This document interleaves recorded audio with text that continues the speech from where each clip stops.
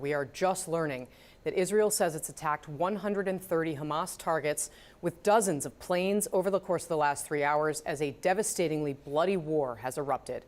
The Israeli defense minister says he's given the order to begin a, quote, complete siege 3 days after Hamas launched an attack by land, air, and sea. Major blasts rocked Gaza just minutes ago.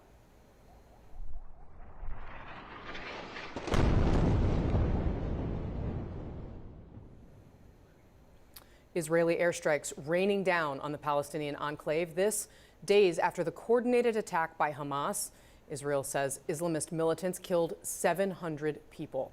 The Israeli response to this weekend's attack also coming on the ground. Heavy armor and troops have been moving south. But any ground offensive will be complicated by Hamas and its allies holding hostages. The Islamist militants in Gaza claim to be holding more than 100 captives. And that's on top of Palestinian civilians on the ground who will likely be caught up in any fighting. Palestinian officials say more than 500 people have already been killed in Israeli strikes. All this as rocket fire from Gaza continues. Many of the rockets have been intercepted, but some have landed in Israeli territory. You can see the damage here where charred vehicles litter this street in southern Israel. And it's not just the south. There are growing concerns Lebanese militant group Hezbollah will enter the conflict and threaten Israel's northern frontier. Israel says it's already killed armed suspects who entered from the Lebanese side. And it says its helicopters are striking inside Lebanese territory. UN forces have reported explosions near a town on the Lebanese side of the border. For the latest, CNN's Becky Anderson is live in Tel Aviv, Israel. Becky, how have things been unfolding? You and I last spoke around 5 a.m. Eastern time. Quite a lot has happened since. Yeah, this is central Israel. I've got line of sight down the road towards Gaza from here, about 50 miles, and I've got line of sight towards northern Israel here, the Lebanese border. And we are in central Israel, as I said, in Tel Aviv, where we have continued to hear all day the kind of low-level rumblings, booms, the Iron Dome intercepting incoming rockets from Gaza fired by Hamas towards Tel Aviv and Ben Gurion Airport. We've got some evidence this morning when an engineer was coming in that there was an explosion just south of the airport here. Everybody hit the deck there.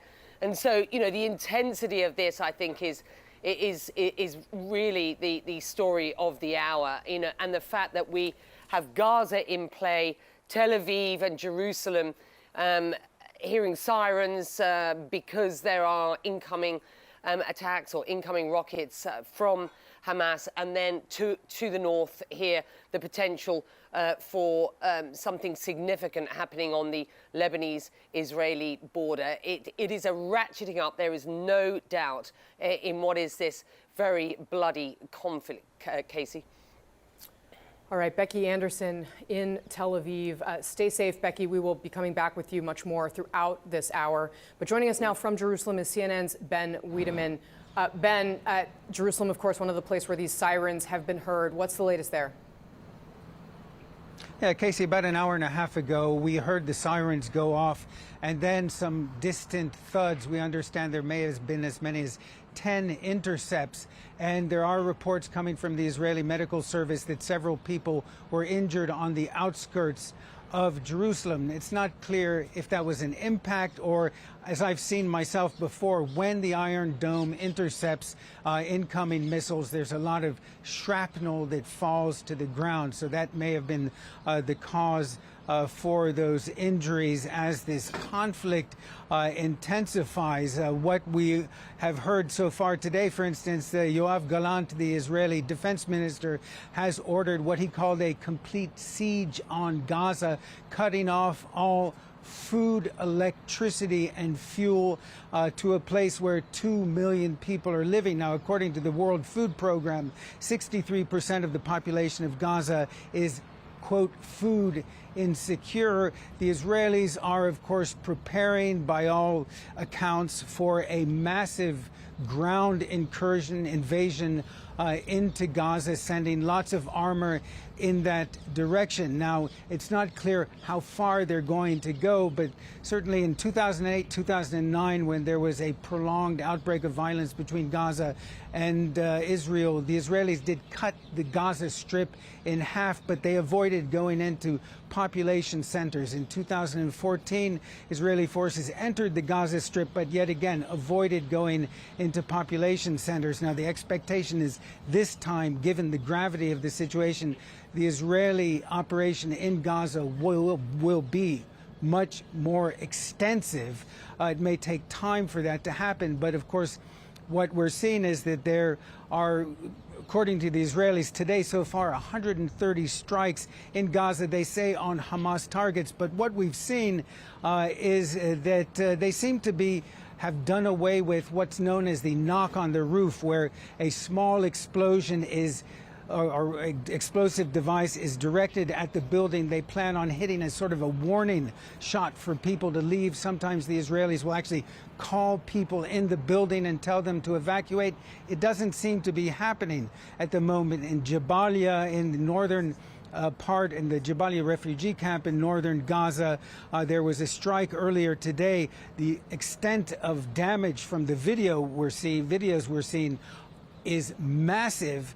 There's talk of as many as 50 people being killed in that strike alone. And I think the expectation people in Gaza is that this is just the beginning of what's going to be a very long and difficult period. Ben Wiedemann in Jerusalem, thank you very much for that. We're going to dive into all of this now with today's panel. Natan Sachs is the director of the Brookings Institution Center for Middle East Policy. Vivian Salama, a national security reporter for The Wall Street Journal. And David Sanger is CNN's political and national security analyst. He also serves as a White House and national security correspondent at the New York Times. And David, let me start with you because you have covered this your whole career, essentially, and can help us understand. Ben was walking us through some of what may happen in the Gaza Strip in the coming days. Really unprecedented. It is, and it poses a whole series of dilemmas for Prime Minister Netanyahu, his government, for President Biden as he tries to support the Israelis. So the first dilemma is, what do you do about the hostages? There are, as you said, more than 100. We've been reporting at the Times the number may be closer to 150. Clearly, some of those are also American citizens, although we don't know how many. But in any case, hostages for any society is a big deal. And for Israel, as you know, it's going to be a huge issue. So they've got competing instincts here. One is to go in to clear out Hamas, and the second is saving the lives of those hostages, and the hostages presumably are in tunnels or in the middle of Gaza. The second problem is, it's one thing to go into Gaza, which we have seen happen before, though not in a long time. It's another thing to stay in Gaza, right? And this is the same problem the United States faced when it went into Afghanistan, when it went into Iraq, because at some point, if you become an occupying force, you just get a constant guerrilla war. So the Israeli government's going to have to make a decision about how far does it want to go. And the third issue, and you're seeing it right in these pictures here, is going to be one of proportionality. Right? It's been tragic for the Israelis. We think there are about 700 dead. You could see numbers that went way above that fairly quickly if the Israelis sustain this kind of a campaign. And many Palestinians living in Gaza are not fans of Hamas. Natan, this is a region you spend all of your time focused on. You obviously have deep ties to Israel itself. I mean, just talk about what David kind of laid out there and what you see being the next turn in Gaza. Well, what's tragic about this case is that it's not just another round. This is not just another repeat of previous times. In Israeli psyche, this is, to a large degree, Israel's 9/11. What happened on Saturday was so barbaric and so ostentatious in Israeli minds, and we haven't even seen all the pictures yet, that the mood in Israel is very different than it's been in the past. David spoke very well about the price that Israel would pay if it went in, and especially if it stayed there. But Israel is now willing to take prices, to take costs, prices. and to Yeah. also, take prices also from the Gazans, unfortunately, that it wasn't in the past. And so we could definitely see a massive invasion.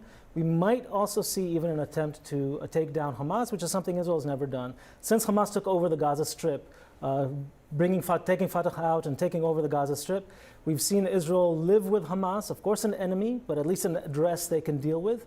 Now, a lot of things have changed in Israel. I don't know if the government will decide to topple Hamas. It is not out of the question. It was in previous rounds. It's not today. And Vivian, your paper has been reporting some of the origins of this. We obviously haven't quite jumped into the conversation about Iran yet at this table, but it certainly seems as though sources that are speaking to the journal, they say, from Hamas and Hezbollah, are saying that, hey, Iran was deeply involved in this. That's right. A number of my colleagues in the Middle East reported that Iran had basically cooked up a plan with leaders in Hamas and Hezbollah as well, trying to find a way to essentially execute this plan.